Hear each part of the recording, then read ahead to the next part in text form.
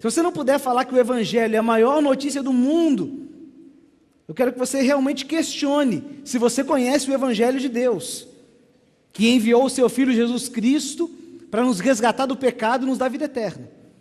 Se essa notícia não significa para você a melhor notícia do mundo, a melhor informação existente no mundo, eu quero que você questione se de fato você conhece o poder de Deus.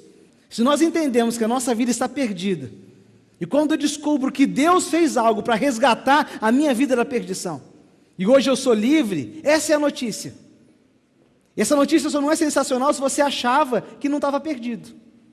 O que é uma notícia de liberdade para você se você não acha que está preso? Não é nada. Por isso que Paulo afirma, não me envergonho do Evangelho. Mas aí vem a primeira pergunta da noite.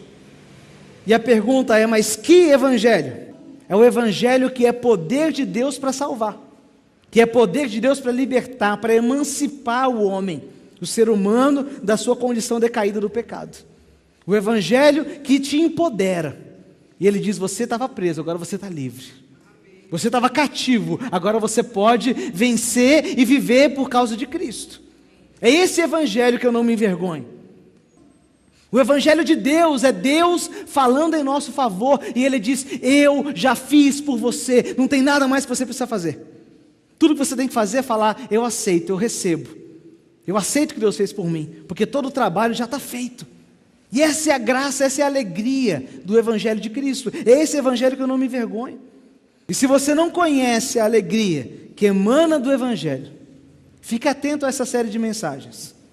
Porque não tem como você ouvir essas boas notícias e não ter o seu coração cheio de alegria. Não tem como você ouvir essa graça de Deus e não falar, caramba, essa é a minha condição. Mas tem jeito para mim, tem solução para a minha vida. Eu posso ser redimido, eu posso viver na graça, no Espírito, eu posso explodir de alegria. É esse Evangelho que as pessoas não entendem, que é loucura para o homem. Porque mesmo a gente estando doente, angustiado, passando por problema financeiro, mesmo em meio a tantas crises, quando eu ouço as boas notícias do Evangelho, eu levanto e eu agradeço a Deus, eu exulto em louvor a Deus, porque eu sei que todas as coisas são passageiras, mas a mensagem da salvação, ela é para sempre, ela é eterna. Nós estamos salvos em Cristo Jesus. Nós estamos protegidos em Jesus, nós somos amados por Jesus, e esse é o poder do Evangelho. Então, quando a gente olha para a humanidade hoje, a gente fala, Deus, é essa humanidade que o Senhor criou à sua imagem e semelhança? Esse homem corrupto, esse homem mentiroso, esse homem adúltero, esse ser humano que não respeita os pais, não respeita os irmãos, não respeita os amigos, é esse ser humano que não respeita o meio ambiente, que por causa do dinheiro ele puxa o tapete de quem estiver na frente dele. É esse ser humano que o Senhor criou a sua imagem e semelhança? Eu fico imaginando, perguntando isso para Deus, Deus vai falar o que para mim? Não, eu criei ele a minha imagem, mas essa não é a minha imagem, essa não é a minha referência, porque o homem não tem referência de Deus. Então Deus manda Jesus, aí vem o segundo Adão, e o segundo Adão é Jesus, e ele vem para o mundo, ele encarna no mundo, ele vive no mundo, a vida de um ser humano como nós somos, mas uma vida além dos limites da mediocridade da humanidade, porque ele não tinha o limitador do pecado. Ele vive essa vida, ele é rejeitado, ele vai para a cruz, ele aceita a cruz, ele morre pelos nossos pecados, e ele ressuscita, porque ele não tem sobre ele o peso do pecado. O pecado não pode segurar ele. O que nos mantém mortos é o pecado, mas em Jesus não tem pecado. Então quando Jesus morre, a morte tenta pegar ele, e o diabo faz até uma festa, como diz na palavra, porque ele acha que conseguiu vencer, ele acha que conseguiu pegar Jesus, mas de repente Jesus ressuscita, porque nele não tem pecado. E aí Deus olha para a humanidade e fala, humanidade, presta atenção, esse homem que você está vendo aí, não é a minha referência, agora esse aqui é. Ele é Jesus, ele é a referência. E se você quer resgatar o seu poder, a sua capacidade, a sua graça, não olha para esse Adão, olha para esse aqui. Não olha para você mesmo, olha para a cruz. E a cruz representa para nós isso, esse poder do Evangelho. O poder de nos restaurar, de nos dar vida, de nos transformar.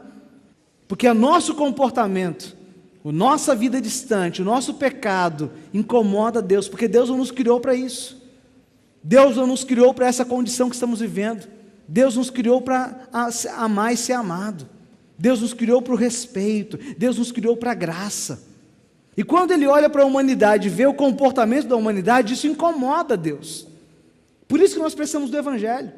Por isso que todo mundo precisa do Evangelho, porque Deus ama todas as pessoas.